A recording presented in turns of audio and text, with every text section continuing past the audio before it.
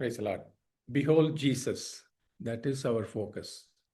இயேசுவை கவனித்து உற்று நோக்கு என்ற தலைப்பிலே 3வது பாகத்தில் வந்திருக்கிறோம். Come to the part, third part. வெற்றியாளராகிய இயேசுவை கவனிப்போம் இன்றைக்கு. அதற்கு முன்பாக கடந்த வாரத்தில் பார்த்ததை கொஞ்சம் சுருக்கமாக பார்ப்போம். பரிசுத்த ஆவியானவரின் உதவியோடு, வசனத்தின் உதவியோடு நாம் இயேசு கிறிஸ்துவை உற்று நோக்கி பிரமித்து கவனிக்கும் போது அதில் கவனிக்க வேண்டிய காரியங்கள், கவனிக்க வேண்டிய கருத்துக்கள், அவருடைய மாட்சிமையும் மகிமையும், அவருடைய அங்காத பிரகாசமும், இந்த எல்லா காரியங்களும் இதில் நாம் ஒரு நாளும் இந்த காரியங்களை தியானித்து முடித்து விட முடியாது. ஒருவேளை நமக்கு நம்முடைய வாழ்க்கையின் காலம் முடிந்து விடலாம், ஆனால் அவரை பிரமித்து நோக்குகிற காரியம் ஒரு நாள் முடியாது. ஏனென்றால் ஆண்டவராகிய இயேசு கிறிஸ்து, அவருக்கு பல பரிமாணங்கள் இருக்குது. நம் வேதத்தில் தொடர்ந்து கவனிக்கும் போது பலவிதமான பரிமாணங்களை நாம் தொடர்ந்து உற்று நோக்கும்படியாக வேதத்தில் நாம் உற்சாகப்படுத்தப்படுகிறோம். Behold Jesus in his life. இந்த உலகத்தில் அவர் இருந்த வாழ்க்கையிலே வாழ்ந்த அந்த இயேசுவை கவனிப்போம் என்று நாம் பார்த்தோம். ஏனென்றால் சீஷர்கள் இயேசு கிறிஸ்துவை ஒரு மனுஷகுமாரனாக அவர்கள் பார்த்திருந்தார்கள். அவர் களைப்படைவது, பசியாயிருப்பது, இரத்த வேர்வை சிந்தியது, அதிசயங்கள் செய்தது, பிரசங்கித்தது, போதித்தது, இப்படி அவர் நண்பராக, பெரிய நல்ல போதகராக, சிலுவை மரத்தில் தொங்கியவராக, சகல மனுகுலத்துக்காகவும் உபத்திரவப்பட்டது, இந்த காரியத்தை எல்லாம் அவங்க பார்த்தாங்க. அவர்களுக்கு அவர் தேவகுமாரன் என்ற ஒரு காரியம், அதனுடைய மகிமை அவ்வப்போது ஒரு சில நேரங்களிலே அவர்களுக்கு தென்பட்டது. ஆனால் அவருடைய உலகத்தின் வாழ்க்கையின் உண்மையான முழுமையான மகிமையை, சாராம்சத்தை அவர்கள் அவரோடு இருந்த அந்த 3 வருஷத்துல அல்ல, அதற்கு பின்பாக பரிசுத்த ஆவியினால் நிரப்பப்பட்ட போதுதான் அவர் உலகத்தில் இருந்த நாட்களின் உண்மையான தரிசனத்தை அவர்கள் கண்டு கொண்டார்கள். ஏனென்றால் சுவிசேஷங்கள் அப்போஸ்தலர் 2வது நடபடியில் அந்த பரிசுத்த ஆவியின் அபிஷேகம் வந்த பிறகு பல வருஷங்கள் கழித்து எழுதப்பட்டது. அதனால் அந்த சுவிசேஷத்தில் மார்க்கோ, யோவானோ, லூக்காவோ அல்லது பேதுரு மூலமாக மார்க் எழுதியது, இப்படி எல்லா சுவிசேஷங்கள்லையும் மத்தேயும் சரி, அவர்கள் சரித்திர உண்மைகளை மாத்திரம் அவர்கள் அங்கே எழுதவில்லை. அதில் சரித்திரம் இருந்தது, ஆனால் அதுதான் இல்லை. உண்மையாய் தன்னுடைய 3 வருஷம் 33 வருஷத்துல 3 வருஷத்துல ஆண்டவராகிய இயேசு கிறிஸ்து உண்மையிலேயே எதை சாதித்தார், எந்த காரியங்களை, அந்த ஒரு பெரிய ஒரு அறிவோடு வியாதிப்பட்டு படுக்கையில் இருந்தார்னு இல்லை. சுவிசேஷங்கள் பல வருஷங்கள் கழித்து எழுதப்பட்டது. ஏனென்றால் முழுமையாக நம்ம ஒவ்வொரு சுவிசேஷத்தையும் பார்த்தாலுமே மனுஷகுமாரனாகிய இயேசு கிறிஸ்துவை அவர்கள் பிரமித்து நோக்குகிற ஒரு காரியமாக தான் இருந்துச்சு. ஏனென்றால் அவர்களுக்குள்ளே வாசம் செய்கிற பரிசுத்த ஆவியானவர் இயேசு கிறிஸ்து எதை போதித்தார் என்ற காரியங்களை நினைப்பூட்டியதனால. ஆனால் ஒரு சில வசனங்களில் நம்ம வெளிப்படையாக இந்த உதாரணத்தை பார்க்கலாம். யோவான் 2வது அதிகாரத்துக்கு திருப்பி 20லேருந்து 22 வரைக்கும் பார்த்தால், அப்பொழுது யூதர்கள் இந்த ஆலயத்தை கட்ட 46 வருஷம் சென்றதே, நீர் இதை 3 நாட்களுக்குள்ளே எழுப்புவீரோ என்றார்கள். அவரோ தம்முடைய சரீரமாகிய ஆலயத்தை குறித்து பேசினார். அவர் இப்படி சொன்னதை அவர் மரித்தோரிலிருந்து எழுந்த பின்பு அவருடைய சீஷர்கள் நினைவு கூர்ந்து வேத வாக்கியத்தையும் இயேசு சொன்ன வசனத்தையும் விசுவாசித்தார்கள். அவர் சொன்னபோது அந்த நாட்களிலே அவர்களுக்கு புரியவில்லை. ஆனால் அவர் மரித்து உயிர்த்தெழுந்த பிறகு பல நாட்கள் கழித்து இதை நினைவு கூர்ந்து அந்த நேரத்தில் வேத வாக்கியத்தையும் இயேசு சொன்ன விசுவாசத்தையும் வசனத்தையும் விசுவாசித்தார். பாருங்க, பின்னால யோசிச்சாங்க. ஒரு சமயத்தில் ஆண்டவராகிய இயேசு கிறிஸ்து அந்த கழுதை குட்டி மேலே அவர் பவனி செய்த போது யோவான் 12:16 பார்க்கலாம்.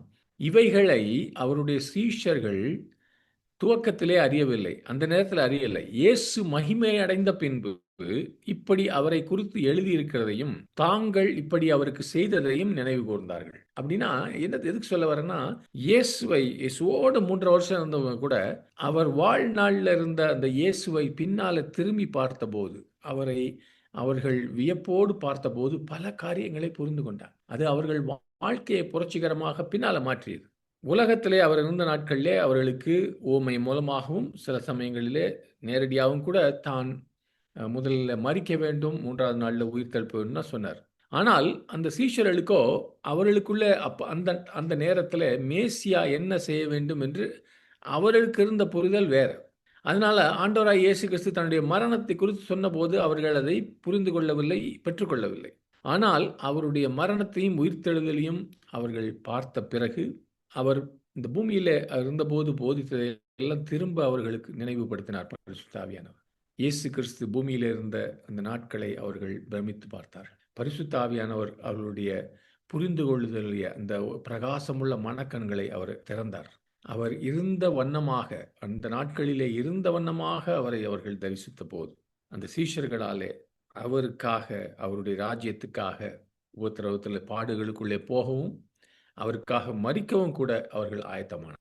இந்த உலகத்திலே இயேசு கிறிஸ்து இருந்ததை நீங்களும் நானும் சரியாக கவனிக்கும் போது, நீங்களும் நானும் கூட நம்முடைய உலக வாழ்க்கை எப்படி இருக்கும் என்பதை நாம் அதன் மூலமாக பார்க்கலாம். ஏனென்றால் அதே கிறிஸ்து எனக்குள்ளேயும் உங்களுக்குள்ளேயும் வாழுகிறார். அதான் போன தடவை பார்த்தோம் ரோமர் 8:29 அவர்கள் தம்முடைய மகனின் சாயலுக்கு ஒப்பாக இருப்பதற்காக அவர்களை முன் குறித்து கொண்டார் என்று உங்களையும் என்னையும் குறித்து பவுல் அப்போஸ்தலன் சொல்கிறார். நீங்களும் நானும் இயேசுவை உற்று நோக்கும் போது அவர் இந்த பூமியிலே வந்து அவருக்கென்று வைத்திருந்த மிஷனை நாம் நன்றாக கவனிக்கும் போது அவருடைய ஜீவன் நமக்குள்ளே வருகிறது. ஒரு இயற்கைக்கு அப்பாற்பட்ட விதத்தில் அதே மிஷன்ல நாமும் தொடர்ந்து போகும்படியாக நம்மை உந்தி தள்ளுகிறது. இரண்டாவதாக நாம் கடந்த வாரத்திலே இயேசு கிறிஸ்துவை சிலுவையிலே இருப்பதாக உற்று பார்க்க வேண்டும், கவனித்து பார்க்க வேண்டும். தயவு செய்து இதெல்லாம் வந்து ஏதோ ஒரு அடிப்படையான காரியம் நினைக்காதீங்க. இது அடிப்படையான காரியமே இல்லை. இது அன்றாட ஜீவனுக்கும் நமக்கு வாழ்க்கைக்கான ஒரு தரிசனமும், நம்ம வாழ்க்கையில் அற்புதங்களும் வெற்றியும் வருவதற்காக இந்த காரியங்களை சொல்லி கொண்டிருக்கிறேன். இதை உண்மையாக, கிரமமாக, மிகவும் வைராக்கியமாக ஆவியில நிரம்பி நம்ம செய்தால் இது ஒரு நாளும் போர் அடிக்காது. Behold Jesus on the cross போன வாரத்தில் பார்த்தோம். சிலுவையிலே அறையப்பட்டிருக்கிற இயேசு கிறிஸ்துவை உற்று நோக்கிப்பார். இதை பாருங்க, அவர் சிலுவையிலே போவதற்கு முன்பாகவே யோவான் ஸ்நானகன் சொன்னான், இதோ பாருங்கள் இறைவனின் ஆட்டுக்குட்டி, இவரே, அவரை பார்க்க சொன்னான், தேவ ஆட்டுக்குட்டியானவன், இவரே உலகத்தின் பாவத்தை நீக்குகிறவன். யோவான் ஸ்நானகன் அவர் சிலுவைக்கு போவதற்கு முன்பாகவே அவரை சிலுவையிலே அறையப்பட்ட ஆட்டுக்குட்டியாக தரிசிக்க ஆரம்பித்தான் ஆவியானவருடைய உதவியோடு. நீங்களும் நானும் கொலோசியர் 2வது அதிகாரம் 13லேருந்து 15 வரைக்கும் அதை உண்மையிலேயே கிரகித்து, அதை உட்கொண்டு, அதை சுவாசித்து, அதை நாம் பெற்றுக்கொண்டால் நீங்களும் நானும் இயேசு கிறிஸ்துவை சிலுவையில் பார்ப்பது மாத்திரம் இல்லை, அதே சமயத்தில் சிலுவையில் அறைந்தவரை பார்க்கும்போது அதே கணத்தில் நான் ஆவியானவர் எனக்கு என்ன காட்டுவார்னா, என்னுடைய பாவங்கள், என்னுடைய சாபங்கள், என்னுடைய நோய்கள், என்னுடைய துக்கங்கள், எதிரி எனக்கு எதிராக செய்கிற எல்லா கிரியைகளும், தேவன் எனக்கு கொடுக்க வேண்டிய எல்லா தண்டனைகளும், இவைகள் எல்லாம் அதே சிலுவையிலே அறையப்பட்டதை நான் பார்க்க முடியும். ஆல் ஆஃப் தீஸ், எல்லா பாவங்களும், எல்லா சாபங்களும், எல்லா நோய்களும், எல்லா துக்கங்களும், எல்லா எதிரியின் ஆக்கிரமிப்பும், ஒன்று கூட விதிவிலக்கே இல்லை. எல்லாமே, எனக்கு வர வேண்டிய எல்லாமே சிலுவையிலே அறையப்பட்டிருக்கிறதை அனுதினமும் நான் பார்க்க வேண்டும். அவ்வப்போது ஒரு நாள்ல பார்க்க வேண்டும். கொலோசியர் 2:15 சொல்றது, in this way God took away Satan's power to accuse you of sin, and God openly displayed to the whole world Christ's triumph at the cross where your sins were all taken away. நமக்கு விரோதமான குற்றப்பத்திரத்தை அதன் கட்டளைகளோடு ரத்து செய்து, அவனால இனிமே நம்ம சத்துருவால உங்களை என்னை குற்றப்படுத்த முடியாதபடி செய்து விட்டார். அதை சிலுவையிலே ஆணி அடித்து இல்லாதொழித்து விட்டார். அதை இல்லாம பண்ணிட்டார். சாத்தான் உன்னைய இனிமேல் அக்யூஸ் பண்ண முடியாது, உன்னை குற்றம் சாட்ட முடியாது. அவன் பேரே சகோதரர்களை குற்றப்படுத்துகிறவன், அக்யூசர் ஆஃப் த பிரதரன். இந்த பிசினஸ நீ சிலுவையில அறைந்த இயேசுவை பார்க்கும்போது நீ சாத்தானை குறித்து அப்படி யோசிக்க மாட்டேன். அவர் இயேசு கிறிஸ்து ஆளும் வல்லமைகளிடமிருந்தும், இந்த உலகத்தை ஆண்டு கொண்டிருந்த சாத்தானுடைய சேனைகளின் வல்லமைகளிலும் அதிகாரங்களிடமிருந்தும் அங்கங்க வச்சிருக்கான். ஏரியா அசுத்தாவிகளை வைத்திருக்கிறான், பொல்லாத ஆவிகளை வைத்திருக்கிறான். அவற்றின் வல்லமைகளை களைந்து சிலுவையினால், அதுங்கெல்லாம் இருக்குது, இன்னும் சாத்தான் இருக்கிறான், அந்த அசுத்தாவியெல்லாம் இருக்கு. ஆனா அவற்றின் வல்லமைகளை களைந்து சிலுவையினால் அவற்றின் மீது வெற்றி கொண்டு அவற்றை பகிரங்க காட்சி பொருளாக்கினார். பகிரங்க காட்சி பொருள்னா எல்லாருக்கும் தெரிகிற மாதிரி. நிச்சயமா சாத்தானுக்கும் தெரியும், அசுத்த ஆவிகளுக்கும் தெரியும். ஆனால் நீங்க கவனிக்கிறீங்களா? விசுவாசியே, நீ கவனிக்கிறாயா? அந்த சிலுவையை பார்க்கும்போது நீ கவனிக்கிறாயா? அங்க என்னெல்லாம் ஆணி அடிச்சு வச்சிருக்கு பார். உனக்கு எதிராக இருந்த அந்த குற்றப்பத்திரம் ஆணி அடிக்க வச்சிருக்கு. உன்னோட பாவம் சாபம் மாத்திரம் இல்ல, சாத்தான் கொடுக்க வேண்டிய குற்றப்பத்திரம் அது மாத்திரம் இல்ல, அந்த சிலுவை அண்டையில இயேசுவை பார்க்கும்போது சாத்தானுடைய எல்லா வல்லமைகளும் அதிகாரங்களும் அவன் கையில் இருந்த எல்லா ஆயுதங்களும் பறிக்கப்பட்டு விட்டது. அதை பகிரங்கமா ஆண்டவர் காட்டுறார், காட்சி பொருளாக்கினார். எப்பயாவது உங்களுக்கு இன்னைக்கோ போன வருஷமோ போன மாதத்துக்கு எப்பயாவது செய்த சில பாவங்களை குறித்து குற்ற மனப்பான்மை வரும்போது, அல்லது உங்களையே நீங்க இந்த கண்டனம் செய்கிற காரியம் வரும்போது, இதெல்லாம் சாத்தான் கொண்டு வர பார்ப்பான். பாவத்தை குறித்த ஒரு பயம் வரும்போது நான் செய்ய வேண்டியது என்னன்னா, அந்த கண்களை ஏறெடுத்து சிலுவையிலே தொங்கிக் கொண்டிருக்கிற உடைந்த இரத்தம் சிந்துகிற அந்த கிறிஸ்துவின் சரீரம், அதை பார், லுக் அண்ட் பிலீவ். அதை பார்த்து நீ விசுவாசி. உன்னுடைய வாழ்க்கை, உன்னுடைய சிந்தனையில ஒரு நாளும் குற்ற மனப்பான்மை திரும்ப வராது. ஹல்லேலூயா, ஆமென். ஒவ்வொரு முறையும் நீ சிலுவையிலே இயேசுவை பார்க்கும்போது நீ தெய்வீக பரிமாற்றத்தை பார்க்கிறாய். அவருடைய நீதியை நீ உண்மையில பார்க்கிறாய். ஏனென்றால் நீ அவரை சிலுவையில பார்க்கும்போது பாவங்களை அவர் சுமக்கிறதை பார்க்கிற அதே சமயத்தில் அவருடைய நீதி என் மேலே வந்திருக்கிறது என்று பார்ப்பாய். நோய்களை, வியாதிகளை சுமக்கிறதை சிலுவையில பார்க்கும்போது அவருடைய சுகம், அவருடைய பலம் எனக்குள்ளே வந்திருக்கிறது. ஆமென். ஏன்னா தெரியல உங்களுக்கு, அந்த 33 வருஷத்துல ஒரு தடவை கூட இயேசு கிறிஸ்து களைத்தது உண்டு, ஆனா வியாதிப்பட்டதில்லை. அப்படிப்பட்ட ஒரு ஹெல்த், ஒரு சுகம் உனக்குள்ளே வரும் இருக்குது. அவருடைய மகிமையை எனக்குள்ளே நான் பார்ப்பேன். ஏனென்றால் என்னுடைய அவமானத்தையும் நிந்தையையும் அவர் சுமந்து விட்டார் என்று நான் பார்க்கிறேன். அவர் எனக்கு வர வேண்டிய தண்டனைகளை சுமந்து விட்டார் என்று சிலுவையிலே நான் அவரை பார்க்கும்போது அவர் என்னை நீதிமான் ஆக்கினார் என்று நான் பார்க்க ஆரம்பிப்பேன். ஹல்லேலூயா, ஹல்லேலூயா. என்னுடைய துக்கங்களை நான் அந்த சிலுவையிலே இயேசுவோடு அடிக்கப்பட்டு வைக்கப்பட்டிருக்கிறதை பார்க்கும்போது எனக்குள்ளே அவருடைய சமாதானம் இருக்கிறது என்பதையும் அதே நிமிஷத்துல பார்ப்பேன். இப்ப புரியுதா பிரதர்? எதுக்கு இதை தினமும் பார்க்கணும்? தினம் நமக்கு நம்ம நிம்மதியை குலைக்கிற, நமக்கு வியாதிகளை கொண்டு வருகிற இந்த காரியங்களை சாத்தான் அந்த பொய் காரியங்களை கொண்டாந்துகிட்டே இருக்கிறான். தினம் அவரை சிலுவையில பார்க்கும்போது தினம் எனக்கு தெய்வீக பரிமாற்றம் உண்மையாக மாறுகிறது. This never gets old. இது ஒரு நாளும் பழையதாகிறதில்லை. இது ஏதோ இறையியல் அல்ல, இது நடைமுறை காரியம், அன்றாடம். இது நித்தியம் வரைக்கும், நித்தியத்திலும் கூட இப்படிப்பட்ட ஒரு காட்சி தொடரும் என்று நம்ம பார்க்கிறோம். வெளிப்படுத்தின விசேஷம் 5வது அதிகாரத்துல 6வது வசனத்துல, பின்பு ஆட்டுக்குட்டியானவர், அங்க பரலோகத்துல இருக்கிறான் யோவானுக்கு தரிசனம். பின்பு ஆட்டுக்குட்டியானவர், த லாம், அந்த 4 உயிரினங்களாலும் 24 மூப்பர்களாலும் சூழப்பட்டு அரியணையின் நடுவிலே கொல்லப்பட்ட தோற்றத்தில் நின்று கொண்டிருப்பதை கண்டேன். I looked and behold, John says, in the midst of the throne and of the 4 living creatures and in the midst of the elders stood a lamb as though it had been slain. That is what you see even in heaven. நித்தியத்திலும் நீ அந்த காட்சியை தான் பார்க்கிறாய். ஹல்லேலூயா. இந்த தெய்வீக பரிமாற்றம் இந்த உலகத்தோடு முடிவதில்லை, நித்தியத்திலும் தொடர்கிறது என்பதற்காக சொல்லுகிறேன். நித்தியத்திலும் நாம் சிலுவையிலே அறையப்பட்டு உயிர்த்தெழுந்து அடிக்கப்பட்ட ஆட்டுக்குட்டியானவராய் அன்னைக்கு சிங்காசனத்தில் வீற்றிருக்கிறார். சிலுவையில இல்ல, சிங்காசனத்தில் வீற்றிருக்கிறார். ஆனாலும் சிலுவையில நடந்ததை நாம் பார்த்து கொண்டிருப்போம்.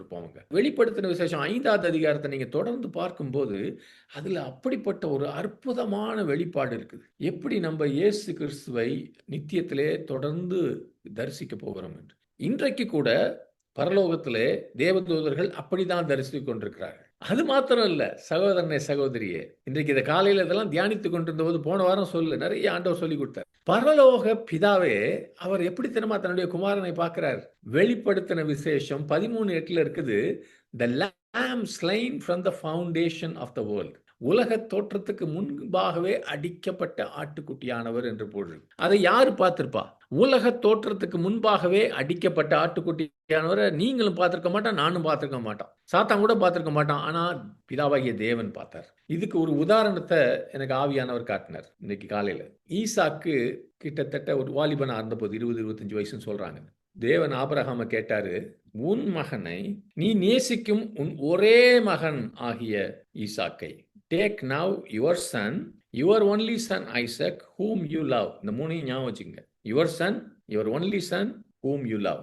அவனை மோரியா பிரதேசத்துக்கு கூட்டிக் கொண்டு போ. அங்கே நான் உனக்கு சொல்லும் மலைகள் ஒன்றின் மேல் அவனை தகன பலியாக பலியிடு. தகன காணிக்கையா பலியிடு. இது 4000 வருஷத்துக்கு பின்பாக அதே இடத்துல, அதே மோரியா மலையிலே, கொல்கதா மலையிலே பரலோக பிதா தன்னுடைய மகன், தன்னுடைய ஒரே பேரான இயேசு, தான் மிகவும் நேசித்த அந்த குமாரனை இந்த உலகத்தின் பாவங்களை தீர்க்கும்படியாக பலியாக அவர் தந்தார் என்று உங்களுக்கு எனக்கும் தெரியும். இதைதான் 4000 வருஷத்துக்கு முன்பாக ஆபிரகாம் ஈசாக்கு மூலமாக ஒரு டைப்பாக காமிச்சார் ஆண்டவர். இதுல ஒரு காரியம் நீங்க யோசிச்சு பாருங்க. இதுதான் ஆவியானவர் எனக்கு சொல்லி கொடுத்தாரு. அந்த நாள்ல 4000 வருஷத்துக்கு முன்பாக ஆபிரகாம்கிட்ட தேவன் சொல்லியிருந்தாரு வச்சுக்கோங்க, ஈசாக்கு பிறந்த போதே அல்லது பிறக்கிறதுக்கு முன்னாடியே கூட, நீ உன் மகன் 25 வயசான பிறகு அல்லது 20 வயசான பிறகு நீ அவனை பலி செலுத்தணும் சொல்லியிருந்தா, பிறக்கிறதுக்கு முன்னாடி சொல்லியிருந்தா, ஆபிரகாமுடைய உணர்ச்சிகள் எப்படி இருந்திருக்குன்னு யோசிச்சு பாருங்க.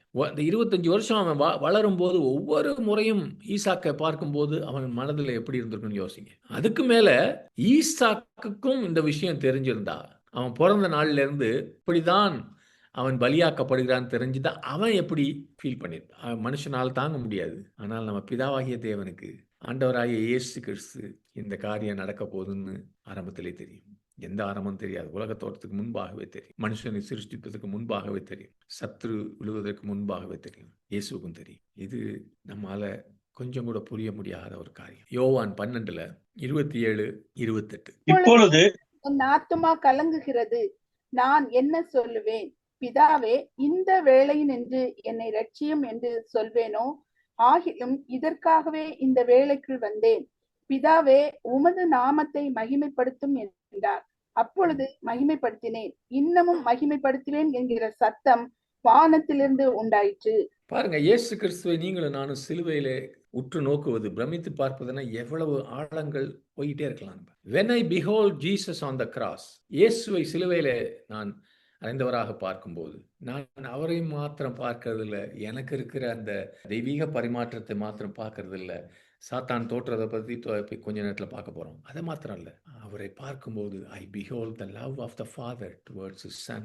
தன்னுடைய குமாரன் மேலே பிதா வைத்த அன்பை நம்ம நோக்குகிறோம். அதே சமயத்துல என்னையும் உங்களையும் குறித்து பிதாவுக்கு இருக்கிற அன்பையும் நம்ம சிந்திக்கிறோம். For God so loved the world that he gave his only begotten son. அந்த சிலுவையிலே தொங்குகிற இயேசுவை பார்க்கும்போது அவர் தன்னுடைய ஒரே குமாரனை இப்படி தந்து என்னை நேசித்தார், இவ்வளவாக நேசித்தார். இயேசு கிறிஸ்துவை விட பிதா யாரையும் நேசிக்கல, ஆனால் அவரையும் அந்த சிலுவைக்கு அனுப்பி அவ்வளவா என்னை நேசித்தார், உங்களை நேசித்தார், இந்த உலகத்தை நேசித்தார். இதை நான் பார்க்கிறேன், பிதாவின் அன்பை நான் பார்க்கிறேன். ஹல்லேலூயா, ஹல்லேலூயா, ஹல்லேலூயா. இதை நான் பார்க்கும்போது பிதாவின் அன்பை நான் எப்படி நான் சந்தேகிப்பது? எந்த நிமிஷமாவது சந்தேகிக்க முடியுமா? அவருடைய மனதுருக்கத்தை, என்னை மீட்கும்படியாக, இந்த உலகத்தை மீட்கும்படியாக, நம்ம எல்லாரையும் அவருடைய சாயலாக திருப்பும்படியாக, அவருடைய தீர்மானம், அவருடைய திட்டம், அவருடைய சித்தத்தை குறித்து எந்த விதத்திலும் சந்தேகம் வருமா நமக்கு? இந்த சிலுவையை பார்க்கும்போது பிதாவினுடைய சித்தம், பிதாவினுடைய திட்டம், நம்ம மேல வைத்திருக்கிற அன்பின் ஆழத்தை நாம் புரிந்து கொள்கிறோம். How can I ever believe any reckless doctrine that implies that God was making me suffer in my disease or temptation or failures or accidents? பல நேரங்களிலே நமக்கு கெடுதிகள் நடக்கும்போது, வியாதிகள் வரும்போது, வேதனைகள் வரும்போது, தாக்கங்கள் வரும்போது, விபத்துகள் வரும்போது, ஆண்டவரே ஏன் என்று தேவனை குறித்து கேள்வி கேட்க முடியுமா? இயேசு கிறிஸ்து சிலுவையிலே தொங்குவதை பார், உன் பிதா உன்னை எவ்வளவாய் நேசிக்கிறார். Hallelujah. I see Jesus on the cross. I see the overflowing Father's love and the love of Christ, that this prayer of Paul is duly answered. Pavul நமக்காக இந்த பிதாவின் அன்பு, கிறிஸ்துவின் அன்பை குறித்து நமக்காக ஜெபித்தான் பாருங்க. நான் இயேசுவை பார்க்கும்போது, சிலுவையில பார்க்கும்போது பவுலின் ஜெபங்கள் நிறைவேறுகிறது. எபேசியர் 3:17-19 வாசிக்கிறேன். நீங்கள் அன்பிலே வேரூன்றி உள்ளவர்களாகவும் அதில் அஸ்திபாரம் இடப்பட்டவர்களாகவும் இருக்க வேண்டும் என்றும் மன்றாடுகிறேன் என்று சொல்றார் பவுல். எதுக்காக மன்றாடுறாங்க? இவ்விதம் மற்ற எல்லா பரிசுத்தவான்களோடும் கூட கிறிஸ்துவின் அன்பு எவ்வளவு விசாலமானதாயும், நீளமானதாயும், உயரமானதாயும், ஆழமானதாயும் இருக்கிறது என்பதை விளங்கிக் கொள்ளும் வல்லமையை பெற்றுக்கொள்வீர்களாக. உங்கள் அறிவாற்றலுக்கு அப்பாற்பட்ட கிறிஸ்துவின் அன்பை நீங்கள் அறிய வேண்டும் என்றும், நீங்கள் இறைவனின் முழு நிறைவினால் முழுவதும் நிரப்பப்பட வேண்டும் என்று மன்றாடுகிறேன். சகோதரனே, சகோதரியே, பவுலின் ஜெபம் நம்ம எப்போதெல்லாம் இயேசு கிறிஸ்துவை சிலுவையிலே உண்மையிலேயே பிரமித்து பார்க்கிறோமோ, அந்த ஜெபத்துக்கு நமக்கு பதில் வருகிறது. இது தேவனுடைய முழு நிறைவினால் நீங்க நிரப்பப்படுவீங்க. அந்த அறிவாற்றலுக்கு உங்க அறிவாற்றலுக்கு அப்பாற்பட்ட கிறிஸ்துவின் அன்பை நீங்கள் அறிந்து கொள்வீங்க. ஹalleluya! அதை விளங்கிக் கொள்ளுகிற வல்லமையை நீங்க பெற்றுக்கொள்வீங்க.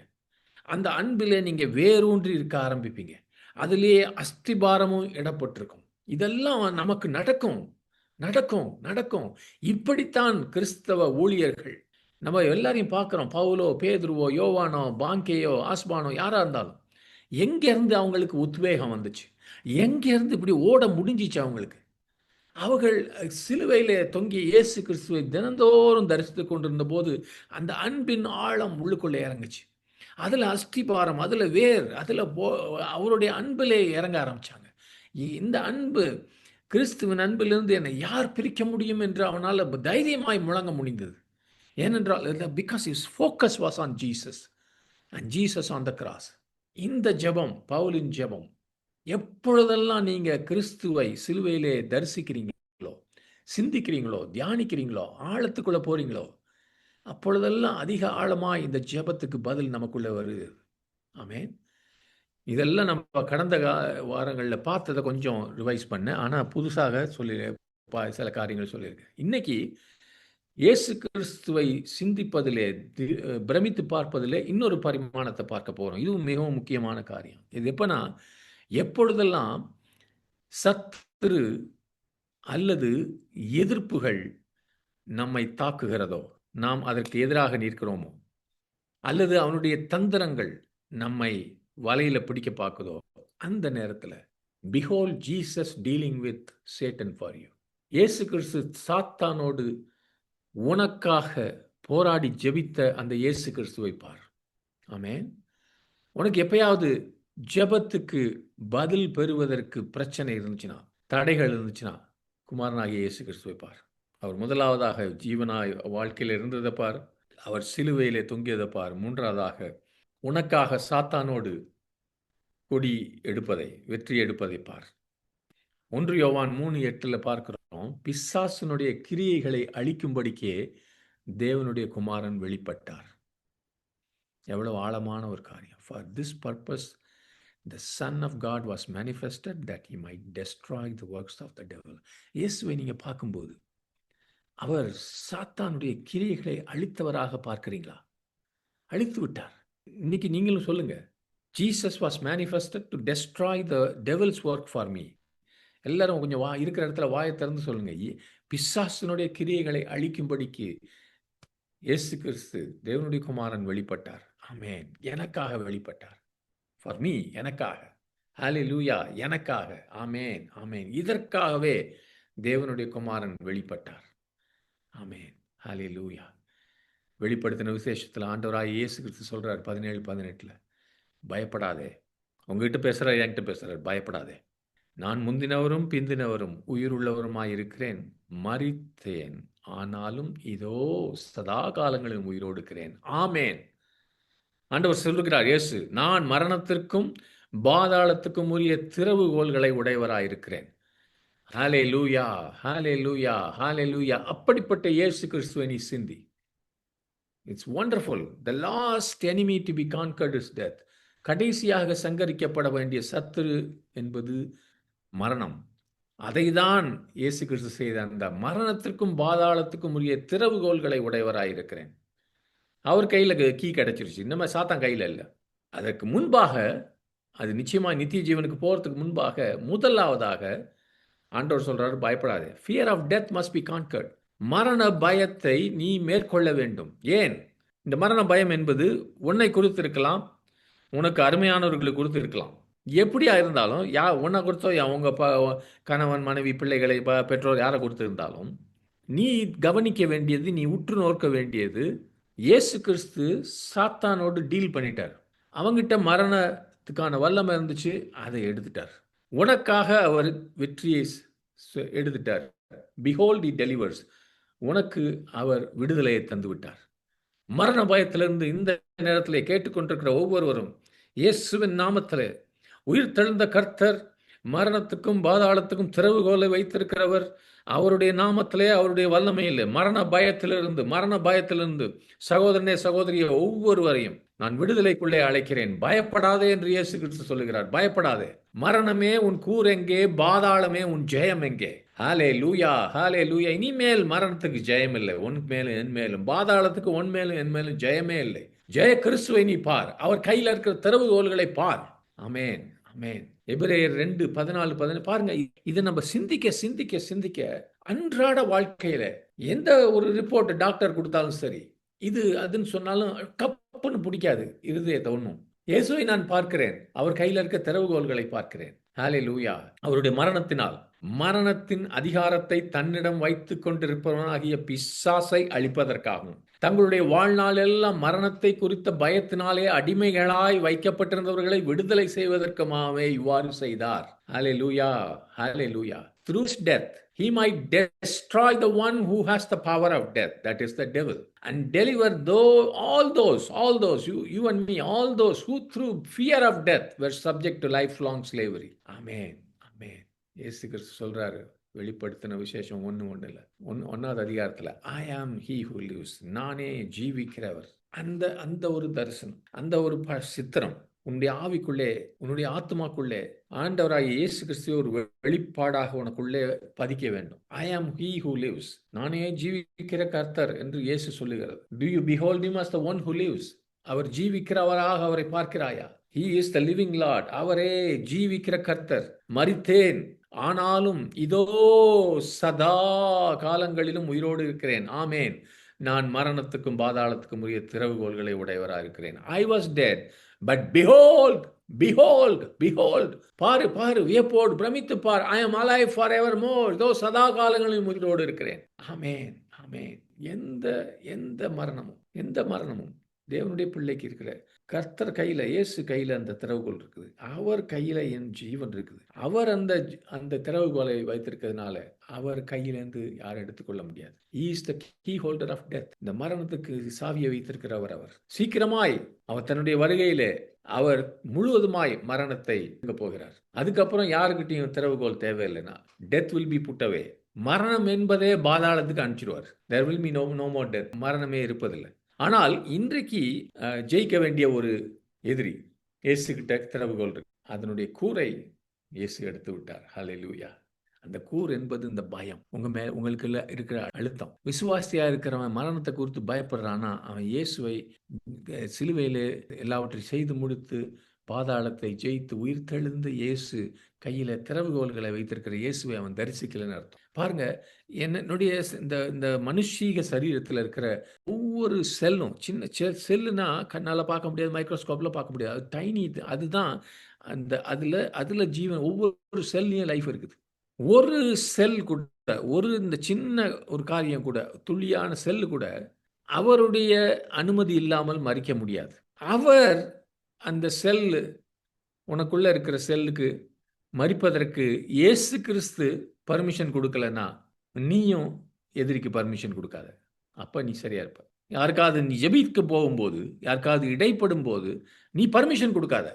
கேன்சரா, கண்ணுல ப்ராப்ளமா, வயிற்றுல எதுவோ, எந்த பிரச்சனையா இருந்தாலும், ஆண்டவரே அதுக்கு நீங்க தான் உரிமையாளர். நான் சாத்தானுக்கும் வியாதிகளுக்கும் அசுத்தாவிகளுக்கும் இந்த உலகத்தை சுற்றி இருக்கிற எந்த காரியம், உலகத்தின் காரியமாக இருந்தாலும் அதுக்கு நான் பர்மிஷன் கொடுக்க மாட்டேன். ஆமென். Don't give. Behold Jesus. இயேசு கிறிஸ்துவை பார். He is the author of life. அவரே ஜீவனுக்கு அதிபதி. அவரே மரணத்தின் திறவுகோலை வைத்திருக்கிறவர். You will rejoice. நீ நிச்சயமாய் சந்தோஷத்தில் பிரவேசிப்பாய். யாரெல்லாம் ஹாஸ்பிட்டலில் போய் இந்த உட்காந்து அம்போன்னு அழுதுகிட்டு, இல்லாட்டி தேவையில்லாத அவன் இந்த மெடிக்கல் ரிப்போர்ட்டை வச்சு பார்த்துக்கிட்டு இதையும் அலசிக்கிட்டு கூகுளும் இதையும் பண்ணிக்கிட்டு உட்காந்துருக்கோம் பாருங்க. அந்த நேரத்தில் ஜீவனுக்கு அதிபதியாக மரணத்துக்கும் பாதாளத்துக்கும் திறவுகோலை வைத்திருக்கிற அந்த இயேசுவை நீ பார். நீ பார்க்குற இந்த டாக்டர் ரிப்போர்ட்டு, இது மற்றவங்க பேசுறது, இதெல்லாம் வேஸ்ட் ஆஃப் டைம். இது மூலமாக நீ பயத்துக்கு உனக்குள்ளே கொண்டு வந்துக்கிற, அந்த பயத்தின் மூலமாக அந்த வியாதி அவங்களை பற்றும்படியாக அனுமதி கொடுக்கிறாய். சத்துருவுக்கு உன் சரீரத்துல அல்லது நீ ஜெபிக்கிறவங்களுக்கு சரீரத்துல நீ அனுமதி கொடுக்குற. No, don't give permission. It's not your business to give permission. நீ பர்மிஷன் கொடுக்காத. இயேசு கிறிஸ்து கையில இருக்குது. அவர்கிட்ட சொல்லு, ஆண்டவரே உங்க கையில இருக்குது. ஹalleluya. அப்பொழுதே உனக்குள்ள இருக்கிற இந்த அழுத்தங்கள், பயங்கள் எல்லாம் போகும். கவலைகள் இருக்கலாம், கரிசனை இருக்கலாம், ஆனா பயங்களும் அழுத்தங்களும் இருக்கக்கூடாது. ஆமென். தேவனுக்கே மகிமை. ஹalleluya. Behold Jesus in dealing with Satan for you.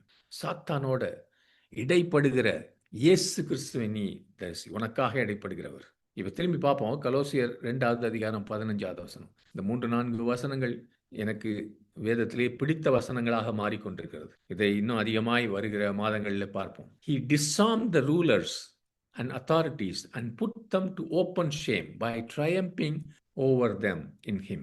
அவர் ஆளும் வல்லமைகளில் இடமிருந்தும் அதிகாரங்களிடமிருந்தும் அவற்றின் வல்லமைகளை களைந்து சிலுவையினால் அவற்றின் மேல் வெற்றி கொண்டு எல்லாரும் சொல்லுங்க பார்க்கலாம், வெற்றி கொண்டு, triumphing over them, அவற்றை பகிரங்க காட்சி பொருளாக்கினார். ஆமென்.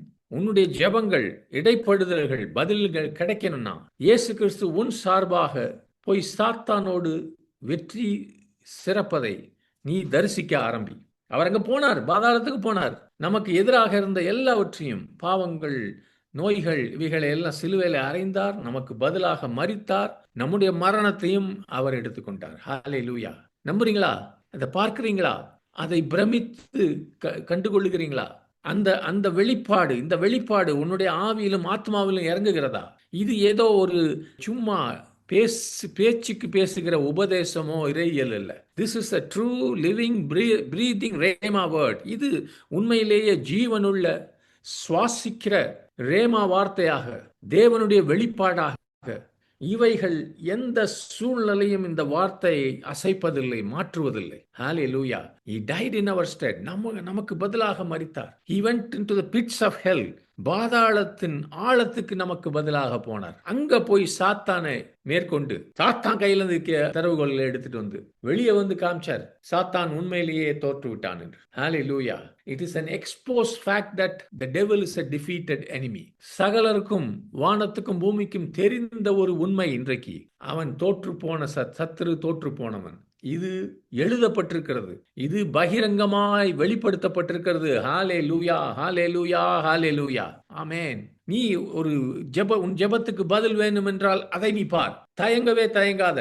எவ்வளவு மோசமான நிலைமையா இருந்தாலும், எவ்வளவு பெரிய தேவையா இருந்தாலும், முடியாதது, சாத்தியமே இல்லை என்று இருந்தாலும், எவ்வளவு பெரிய வியாதியா இருந்தாலும், உனக்கு முன்பாக இயேசு கிறிஸ்து நிற்கிறார். அவர் சாத்தானோடு கீழே போய் போராடி வெற்றி கொண்டார். உன்னுடைய சொந்த ஜெபமோ, நீ மற்றவர்களுக்காக இடைப்படுவதோ, அல்லது தரித்திரருக்கும் வியாதியஸ்தருக்கும் தேவையுள்ளவருக்கும் நீ ஊழியம் செய்யும் போதோ, இதை நீ பார். ஹalleluya. நம்ம அற்புதம் செய்யறதுக்கு ஆவியான ஒரு பலம் கேட்கிறோம். அதெல்லாம் நல்லதுதான். அதுக்கு முன்பாக இயேசுவை பார். சத்துரு தோற்றவன் என்பதை நீ பார்த்து விட்டு நீ போர் செய். அவனுக்கு பலம் இருக்கு, நான் சர்வாயுத வர்க்கத்தை தரித்து கொள்வேன்னு யோசிக்காத. அவர் ஏற்கனவே ஜெயித்து விட்டார். ஹalleluya, ஹalleluya. ஒரு அருமையான ஒரு சாட்சி இதை T.L. ஆஸ்மான் பகிர்ந்து கொண்டார். இது நான் கூட போயிருக்கேன் இந்த சபைக்கு, லேக்வுட் சர்ச் ஹியூஸ்டன்ல. அதில் இப்போ இருக்கிறவரோட அப்பா ஜான் ஆஸ்டின் இருந்தபோது, கிட்டத்தட்ட 40 வருஷத்துக்கு முன்பாக இருந்தபோது, அங்கே இருந்த ஒரு நல்ல விசுவாசி அவர் சொன்ன சாட்சி இது. இதில் வர்ற காரியம் நமக்கு எவ்வளவு பிரயோஜனமாக இருக்கும் பாருங்க. இதை நான் படிச்சுட்டு கடந்த 3-4 வாரமாக பல பேருக்கு ஜெபம் பண்ணேன். இதை வச்சு எனக்கு கூட ஜெபம் பண்ணேன், பல பேருக்கு ஜெபம் பண்ணேன். இந்த விசுவாசி ஒரு நாள் மத்தியானம் கொஞ்சம் தூங்குவதற்காக படுத்திருக்காரு. மத்தியானம் கொஞ்ச நேரம் நேப் எடுக்கலாம் சின்னதாக. ரொம்ப டயர்டாக இருந்திருக்காரு. ஆனால் அவர் தூங்குவதற்கு முன்பாக திடீர்னு அவருக்கு ஒரு தரிசனம். அவர் சேர்லேருந்து மேலே போயிருக்காரு, ஆவியில் போயிருக்காரு. எங்கே போனாருன்னு தெரியல. ஆனால் திடீர்னு ஒரு மிகவும் ரொம்ப டார்க்காக இருக்கிற அந்தகாரமான ஒரு இடம், அங்கே எல்லாம் ஒரு மாதிரி இருக்குது, கோல்டா, ரொம்ப பயப்படுகிற ஒரு இடம். அங்கே போய் நிற்கும் போது அங்கேருந்து தூரத்துலேருந்து ஒரு பெரிய ஒரு பயங்கரமான பயமுறுத்துகிற ஒரு நிழலாட்டம், ஒரு காரியம், ஒரு மிருகமோ இதுவோ வந்துக்கிட்டு இருக்கான். மெதுவாக அந்த இருள்லேருந்து வருகிறத பார்த்துருக்கு. இந்த ஆளை நோக்கி வரதை பார்த்தம்போது இவரை பயமுறுத்தி அலற அடிக்கிறதுக்காக. அது பக்கத்துல வந்துகிட்டே இருக்கும்போது, இவருக்கு தெரிஞ்சுச்சு இது சாத்தான்னு சொல்லி. இந்த ஆளு யோசிச்சிருக்காரு, நான் என்ன இங்கே பண்றேன்? நான் கிறிஸ்தவன். இது நரகமாக்க முடியாது. நான் கிறிஸ்தவன். நான் ஒரு விசுவாசி. சாத்தான் தோற்கடிக்கப்பட்டான்னு எனக்கு தெரியும். நான் தேவனுடைய பிள்ளை என்று தெரியும் என்று சொல்லி, அவரு அந்த லேக்வுட் சர்ச்சில் நல்ல ஒரு விசுவாசி. ஆனாலும் கூட, இந்த இந்த பெரிய சாத்தானுடைய ஒரு போல இருக்கிற ஒரு உருவம், இந்த ஆளுக்கு பக்கத்துல வரும்போது, இவருக்கு ரொம்ப பயமா இருந்திருக்கு. நான் என்ன செய்யறதுன்னு இவருக்கு தெரியவே இல்ல. ரொம்ப பக்கத்துல வரும்போது, திடீர்னு பார்த்தா, ஆண்டவராகிய இயேசு கிறிஸ்து அங்க வெளிப்பட்டிருக்கார். இவருக்கும் சாத்தானுக்கும் அந்த சாத்தான் அங்க தூரத்துல வரவனுக்கு நடுவுல கரெக்ட்டா வந்துட்டார். ஆண்டவராகிய இயேசு கிறிஸ்து பிரகாசமுள்ள அந்த ஆண்டவர் வந்த உடனே இவருக்கு ரொம்ப சந்தோஷம். இயேசு கிறிஸ்து இந்த சாத்தானை மேற்கொள்ள போறார். ஆனால் இயேசு கிறிஸ்து அவருடைய முகம் சாத்தானுக்கு நேரா இருக்குது. இவருக்கோ பேக்கா காமிச்சிருக்காரு. ஆனா சாத்தான் மேல, மேல, மேல திரும்ப, திரும்ப வந்துகிட்டே இருக்கான். அவன் இயேசுவ பக்கத்திலேயே வர ஆரம்பிச்ச உடனே, இவருக்கு ரொம்ப ஆச்சரியம், ரொம்ப அதிர்ச்சியா இருந்தது. இயேசு கிறிஸ்துவும் இப்படி பின்வாங்க ஆரம்பிச்சுட்டாரு. பின்னாடி, பின்னாடி வராரு. இவரு இப்படியே நிக்கிறாரு. இந்த விசுவாசி இப்படி பார்த்துக்கிட்டே இருக்கிறாராம். என்ன செய்யறதுன்னு தெரியல. சத்தம் பக்கத்துல வரான். இயேசு கிறிஸ்து பின்னாடி இப்படியே வராரு. கொஞ்ச நேரத்துல இவரால மூவ் பண்ண முடியல. அப்படியே அந்த காலெல்லாம் அங்கேயே நிக்குது. ஏன் இயேசு கிறிஸ்து பின்னாடி வராரு. அப்படியே பின்னாடி வந்து அவருடைய இயேசுவின் கால் இவருடைய கால்ல போயிருச்சு. அவர் கைய இப்படி மாத்தும்போது இவர் கைக்குள்ள இந்த கை வந்த மாதிரி இருந்துச்சு. அவருடைய இவர் தலையில வந்த மாதிரி இருந்துச்சு. இயேசு கிறிஸ்து போயிட்டாரு. இவர் மாத்திரம் நிக்கிறாரு. சாத்தான் வந்துட்டு இருக்கான். திடீர்னு பார்த்தா இந்த விசுவாசி கையை உயர்த்தி, இயேசுவின் நாமத்துல நீ விழுந்து பணிந்து கொள். சாத்தான் விழுந்து போயிட்டான். வெற்றி இந்த ஐயாவுக்கு கிடைச்சிச்சு. ஆமென். என்ன காரியம், என்ன காரியம். அதுதான் நமக்கு கிடைக்க வேண்டிய அந்த பிக்சர். Behold Jesus. நீ இயேசுவை பார்க்கும்போது, ஹல்லேலூயா, இந்த உலகத்தில் வாழ்ந்த இயேசுவை பார்க்கும்போது, அவர் இயேசு ஆசீர்வதித்த இயேசுவை பார்க்கிறாய். சிலுவையில் இருந்த இயேசுவை பார்க்கும்போது உனக்காக காரியங்களை செலுத்திய இயேசுவை பார்க்கிறாய்.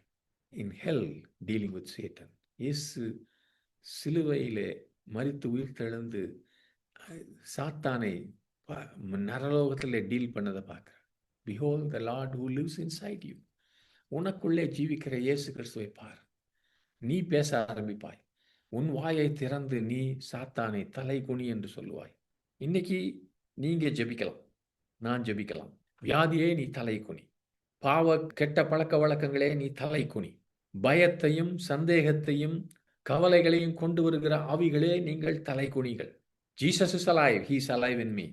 இயேசு கிறிஸ்து ஜீவிக்கிறார், எனக்குள்ளே ஜீவிக்கிறார். அவர் உனக்காகவும் எனக்காகவும் ஏற்கனவே இந்த வெற்றியை சம்பாதித்து விட்டார். ஹல்லேலூயா. Behold the Son of God. தேவகுமாரனை நீ தரிசி, தேவகுமாரனை நீ பிரமித்து பார். ஹல்லேலூயா. ஆமென், ஆமென், ஆமென், ஆமென். சகோதரனே, சகோதரியே, இது ஏதோ ஒரு பிரசங்கத்துக்காக சொல்ல. அன்றாட வாழ்க்கையில் நம்ம செய்ய வேண்டியது காரியம்.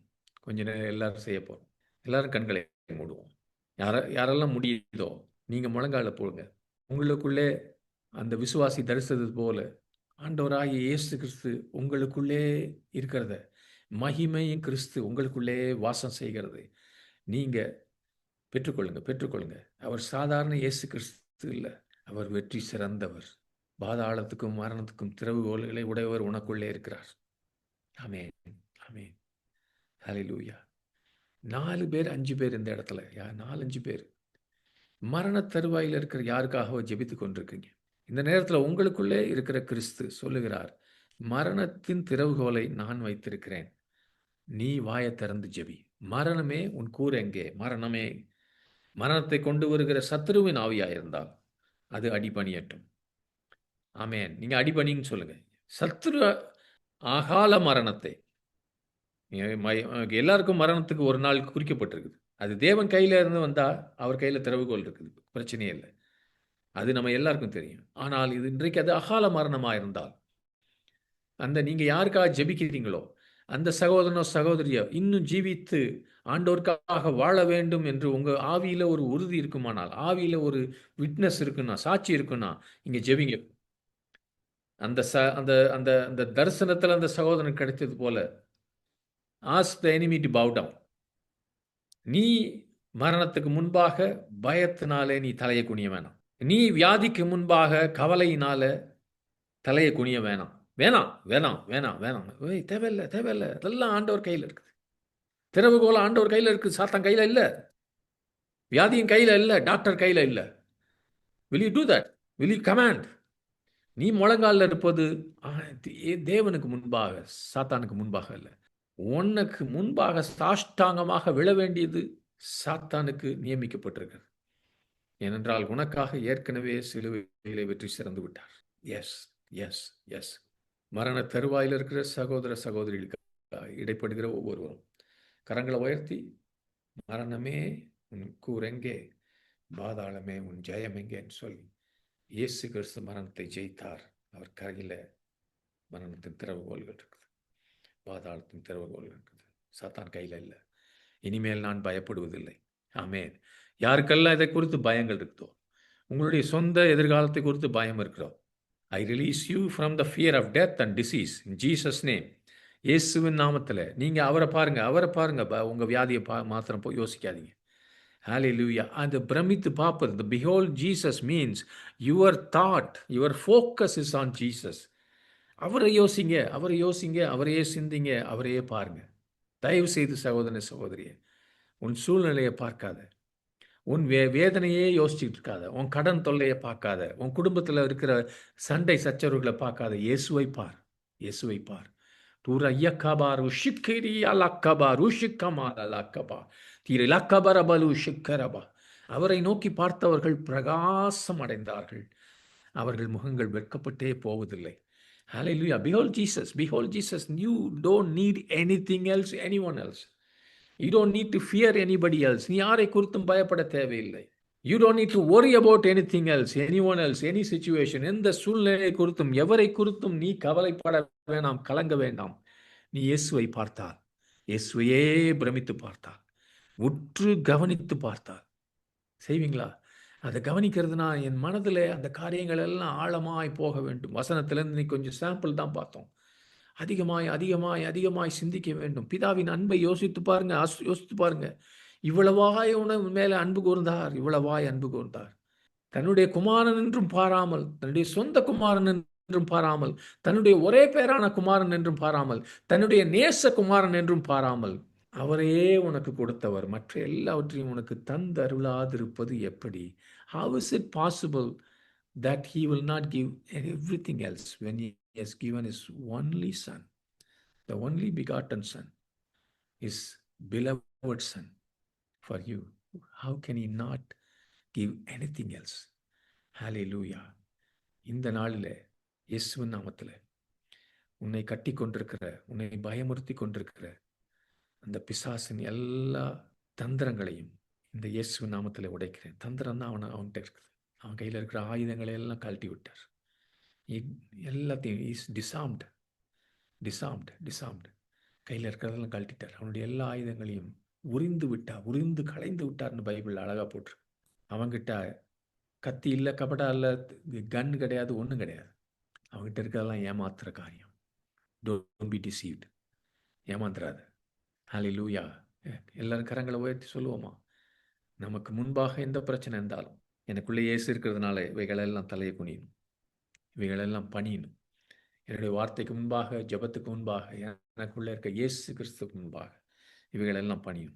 S everything is bowing down. Everyone is bowing down. Hallelujah.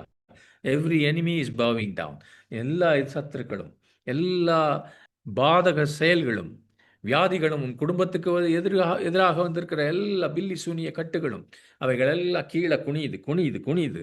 ஹல்லேலூயா. நீ ஜெபிக்கும் போது உன் சொந்தக்காரங்களுக்கு எதிராக இருக்கிற பில்லி சூனிய கட்டுகள் எல்லாம் விடுதலை ஆகிறது, குனிகிறது. நீ நீ நீ உனக்குள்ள இருக்க இயேசுவின் நாமத்தில் கட்டளையிடு. இயேசு கிறிஸ்து இந்த இடத்துல இருந்தால் அந்த பில்லி சூனிய கட்டு இருக்கிற உன்னுடைய மச்சானோட, உன்னுடைய மருமகளோட அவர் என்ன செய்வார்?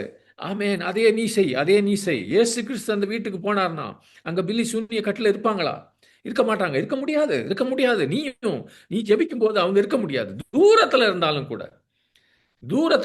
கூட அந்த மகள் வந்து ஒரு அம்மா வந்து ஜெபிச்சாங்க. தூரத்துல இருக்கிற அந்த அந்த அந்த குமாரத்திக்கு இந்த அசுத்தாவியின் கட்டிலிருந்து விடுதலை கிடைச்சுச்சு.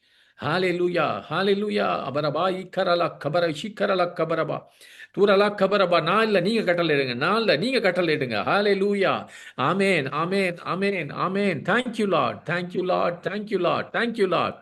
ஹalleluya. ஆமென் ஆமென். நிச்சயமாய் ஒரு காரியம் தெரியுது. பல பல வருஷங்களாக, பல தலைமுறைகளாக சில குடும்பங்களுக்கு எதிராக இருந்த கட்டுகளை இந்த நாளிலே நீங்க முறியடிக்க கற்றுக்கொண்டீங்க.